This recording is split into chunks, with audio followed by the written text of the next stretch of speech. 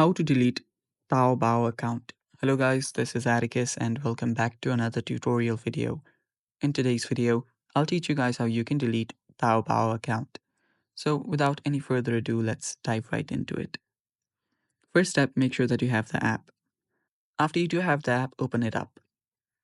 So the app's quite confusing. As you can see, all of this is in Chinese. So if you guys don't have any idea how you can delete the app, this is what you do. Tap on your profile icon on the bottom right first. Make sure you're logged in as well. Then there you will see a settings icon on the top right corner. You can identify the setting by the icon itself. Tap on settings and after you're here, you'll see different options all in Chinese. And what you can do after you're here is select the third option from the top. So this is the first, second, and third. This one right here. Tap on that. After you've done that, if you scroll down at the bottom, you'll find an option on the bottom one, simply tap on it to delete the account. After you tap on that, you'll simply need to select a reason why you want to delete an app. So you can just select anything at here.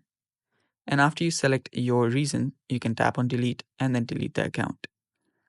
After you delete your account, you are basically good to go. And that's how you delete Taobao account. Stay tuned for more upcoming videos and bye bye.